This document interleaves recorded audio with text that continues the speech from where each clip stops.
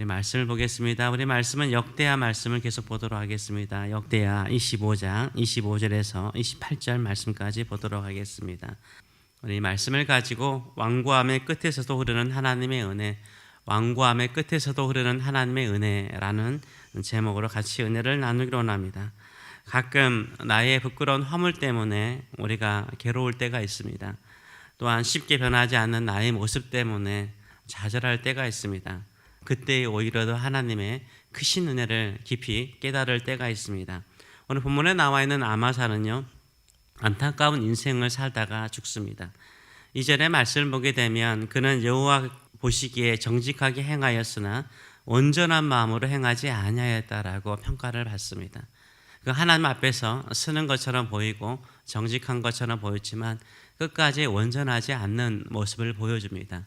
아마사는 처음은 좋았습니다. 그러나 끝이 좋지 않는 왕이었습니다. 하나님은 알았지만 결국 하나님께 등을 돌리고 우상을 숭배하며 그의 인생이 비참하게 끝나는 것을 볼 수 있습니다.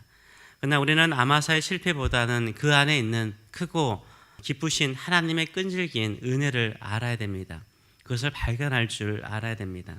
아마사의 비극적인 최후 속에서 오히려 우리가 붙잡아야 되는 하나님의 끝없는 사랑과 은혜를 발견하는 저와 여러분 되시길 축원합니다. 오늘 본문 25절의 말씀을 보게 되면 이스라엘 왕 요아스의 아들 요아스가 죽은 후에도 유다 왕 요아스의 아들 아마사가 15년을 생존하였다라고 말을 하고 있습니다. 이 북이스라엘 왕은 요아스라는 왕이고요. 지금 남유다에는 아마사라는 왕이 있습니다. 이들이 어떻습니까? 한번 전쟁하지 않았습니까? 아마사가요, 북이스라엘 왕 요아스에게 한번 맞짱 떠볼까? 이 맞짱을 떴습니다. 아마사가 패배했어요. 포로로 잡혔습니다. 그리고 예루살렘 성벽이 해파되고요. 그 다음에 수많은 사람들이 포로로 끌려가고요. 금은 폐물을 다 빼앗겼습니다. 그런데 이 요아스, 북이스라엘의 이 아마사를 이겼던 요아스는 죽고요. 이 패배자인 아마사는요, 15년 동안 더 생존했다라고 말을 하고 있습니다. 왜 이 아마사가 북이스라엘 왕 요아스에게 패했습니까? 아마사가 하나님을 의지하고 이 에돔과의 전쟁에서 승리를 했습니다. 승리하고 난 다음에 이 마음이 교만해져 가지고 에돔의 신들을 섬겨요. 선제를 통해서 하나님께서 경고하시는데 그 경고를 듣지 않습니다. 그리고 북이스라엘과 전쟁해 가지고 완전히 망해버렸습니다. 그런데 어떻습니까? 북이스라엘 왕 요아스보다 패배자인 아마사가요, 15년을 더 살아요. 15년이 생존했다는 의미는 무엇일까요? 하나님께서요, 그에게 회개의 기회를 주신 거죠. 은혜의 유예 기간을 주신 것입니다. 전쟁에 패하고 성전의 보물을 빼앗길 때 하나님 앞에 무릎을 꿇어야 되겠죠. 하나님, 제가 교만하였습니다. 제가 에돔의 우상을 섬겼습니다. 이제는 하나님만을 섬기겠습니다. 이렇게 돌아왔으면 얼마나 좋을까요? 그러나 15년 동안요, 하나님께서 주신 그 기회 동안 그는 무엇을 했을까요? 성경은 아무것도 기록하고 있지 않습니다. 그가 하울뿐인 왕의 자리를 메어 있었기 때문이라고 보여지고 있습니다.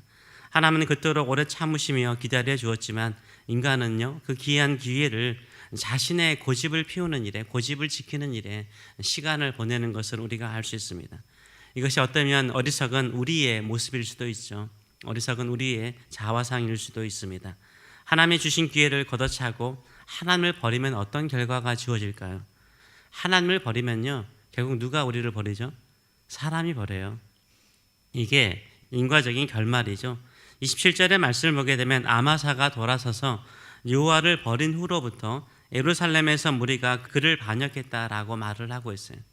그가 하나님을 버린 후로부터 분명하게 말하죠. 그가 여호와를 버린 후로부터 누가 이 아마사를 괴롭혀요? 사람들이요. 사람들이 반역했다라고 말을 하고 있어요. 이게 우리가 신앙생활하면서 끊임없이 깨닫는 거죠. 하나님과의 관계가 깨어지면 이상하게 사람과의 관계가 깨져요. 좋은 인간관계도 깨지는 경우가 참 많아요. 영적인 권위가 없으면요, 인간의 관계 속에서도요, 권위가 없어요. 계속해서 끌려가는 경우가 참 많습니다. 그래서 아마사가 살기 위해서는요, 하나님을 찾아야 돼요. 15년 동안 하나님께서 기회를 주셨어요. 그럼에도 불구하고요, 그는 자기 스스로 살려고 노력하죠. 그래서 반역이 일어나니까 라기스 성으로 도망을 갑니다. 예루살렘에서 한 남서쪽으로 45km 떨어진 곳으로 빛이 나죠. 중요한 요새였기 때문입니다. 그럼에도 불구하고 신하들이 거기까지요 쫓아와요. 그래서 아마사를 죽입니다. 그리고 말에 실어서 장례를 치렀다라고 말을 하고 있습니다. 그래서 하나님을 떠난 사람에게는요 이 땅에서 숨을 곳이 없어요. 자기가 가장 안전하다고 생각하는 곳에서 오히려 망하는 것을 볼 수 있습니다. 우리 믿음의 성도들은요 한번 예수 그리스도를 믿고 난 다음에는요 하나님을 떠날 수가 없어요. 우리가 범죄하더라도 하나님 우리를 버리지 않으세요. 계속해서 우리가 하나님을 찾도록 우리의 인생을 만들어 가세요. 근데 하나님과의 관계가 회복되잖아요.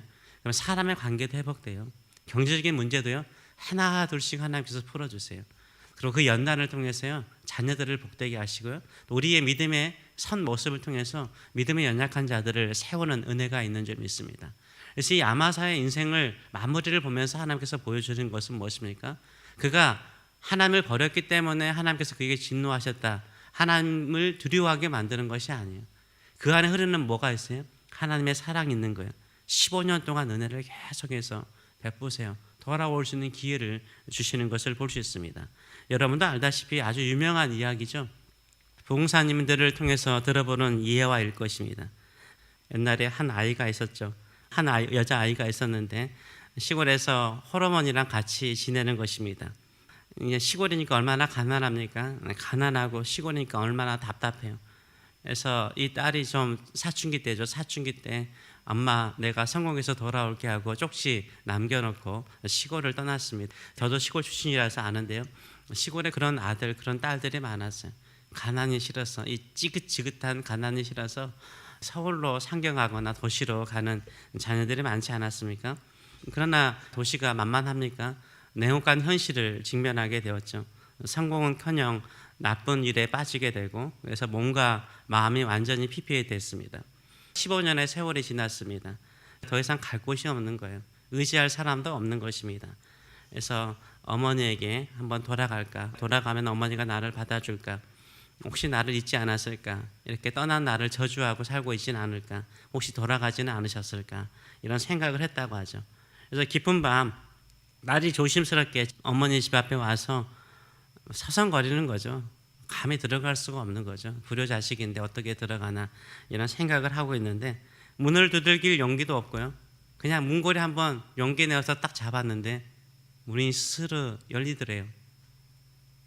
그래서 문이 잠겨지지 않는 것을 본 거예요. 이게 갑자기 딸이니까 그런 마음이 들었대요. 집으로 들어가서 막 엄마한테 그랬대요. 엄마 지금 이 시대가 어떤데? 어떤 시대인데 엄마 이렇게 문을 열어놔. 자기도 어떨게 들어가서 문 열고 엄마 방에 들어가서 쪽잠을 자고 있는 엄마를 깨우고 엄마 지금 이 시대가 얼마나 험악한데 문을 열어놔.